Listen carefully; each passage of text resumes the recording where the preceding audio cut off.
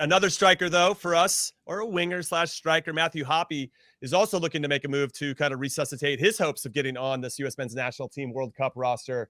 Now, the 21-year-old 2 seasons ago kind of blew up out of nowhere for Schalke. He scored 5 goals in his first 7 appearances and then went on to have 6 strikes in total over the 22 games in that season. Schalke gets relegated. He moves to Mallorca to play for Steve Nash and Stu Holden's team over in La Liga. And everybody thought, all right, he had an assist early. I think that was his only goal contribution that whole season. He only appeared 7 times, had that 1 assist, never, ever scored. And now he's looking to make a move to the championship with Middlesbrough. Heath, I'll come to you on this. Now, Middlesbrough, we're finishing in 7th in the championship, just 1 spot shy of the top 6 to get into the playoffs, to potentially get promoted into the Premier League. They were the lowest scoring of the top 7 teams. They were the lowest scoring of that. So Matthew Hoppe could come into a team that could use what he brings to the table. We've obviously seen him at the Gold Cup. He's got a little swagger to him, a little of that Clint Dempsey attitude, like just give me the ball and I'll figure it out kind of stuff. And I think we all were drawn to that a little bit, but it hasn't really translated to him doing anything with his club. Maybe that attitude works against him with certain coaches. We've seen him talk back to Greg Berhalter before during a game when he got subbed out. You know, that's in the heat of the moment. And Greg, I think, handled it professionally and moved on from that. But we haven't really seen him with the national team since that incident, not really in a meaningful way. What do you make of Matthew Hoppe, and do you think he has any chance at this point? Yeah, I mean, he was injured for like half of last season, so it wasn't necessarily just performance-based. But when he did get his chances, not a lot came of it. We obviously got excited. I think he scored against Real Madrid or something like that last year, and we got our hopes up. But he's one that I worry about. I do like Middlesbrough just because when I think about players in our national team pool that would do well in the championship, him and Daryl Dike are probably the 2 that come to mind that can thrive in chaotic moments, that can use athleticism and size and speed to be impactful, because he's not a super polished product yet. He's good at stretching the field, running, and in the championship you get opportunities like that, and that can play to your advantages. What I worry about for him is that he's got like 25 professional games, right? When he was 19 and he came on the scene at Schalke, he came out of Schalke's second team. Great, you're 19, but now you're 21, and now you've missed basically a year and change of development as a player, of getting crucial minutes. Now we still don't know what kind of player he is. He's got what, 5, 6, 7, I don't know, under 10 caps with the national team. 6 caps. We see a lot of potential in him. You see a lot of that urgency to go forward, run at players. I like that he faces up and goes at players. I like that confidence, but he's also, again, where this window gets shorter and shorter from being a young teenager to now being like, well, now you got to play. And so you go here and you don't play, then we're going to start writing him off in a lot of ways, because these are crucial moments of development that maybe, again, Middlesbrough may be the right club. Maybe there's an instant need and he's going to play right away, which if he does, perfect. I think the league and the team is the right size for him. But I also think perhaps is there another move out there for him where he can get minutes that's not La Liga, that might be Belgium, or might be Holland, or it might be somewhere else where he can have a little bit better of a chance. You still got to perform regardless of where you go, but to get real professional minutes and repetition to develop him as a player, versus being this peaking hype that lasted 2 months and we all hyped him, and then now we've lost a year of time that could continue on if he doesn't play at Middlesbrough.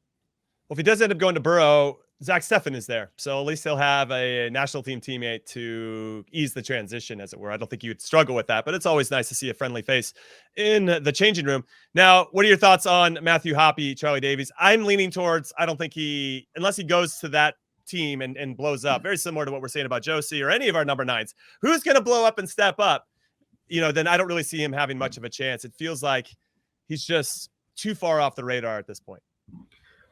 Well, I think that's the best part about the 9 for the East right now. Anybody has a chance, because Jesus Ferreira is still balling. He's still doing his thing, which you love to see.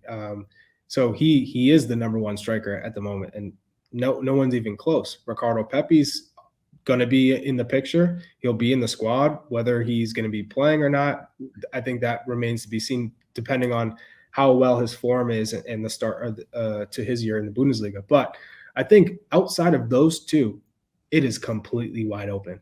It is open, and whoever is in form will get called into camp for the World Cup camp. And then to make the 26, I mean, you're probably going to add an extra 2 strikers or so just because you can.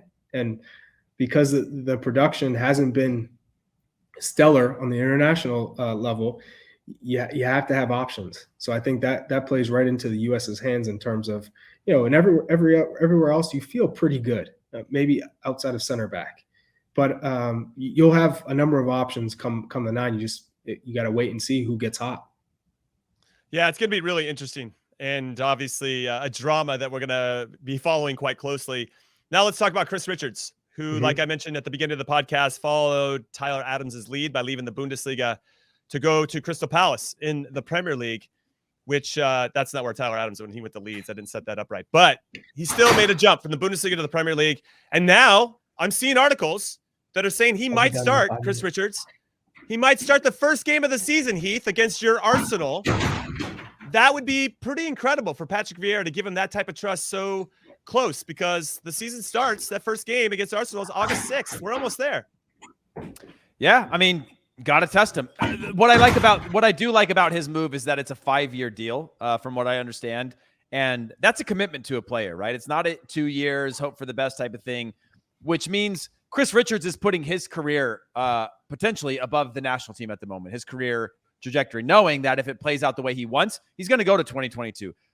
But he's also now got this place he's going to call home for the foreseeable future, where he can focus on his development. And maybe it is 26 where he really blossoms. Maybe he doesn't get the run initially, but he's, like you said, Jimmy, he's putting himself to a test. He's now in a situation where he's competing with 2 other national team level center backs and could be starting. And that's what we want. We want to see that play out. But I do like the term length of his contract and what that means. It's a trust in the player from Palace, but it's also an opportunity for him to settle in somewhere for the first step of his professional career, right? Because he was a lone player out of Bayern Munich, was never really going to fit into Bayern Munich's team, at least at the trajectory he was on, or the pace that he was developing. And now it's an opportunity to say, okay, this is home. This is the future. I've got to establish myself. And the fact that he's being considered means that it's a serious signing for Crystal Palace, and not just like a moonshot or a hope for a best situation. Charlie, I'm going to be honest with you and everybody else, and Heath and everybody listening. I'm a little nervous. Arsenal's look pretty good this preseason. Gabriel Jesus has been on fire. I don't know if I want to see him play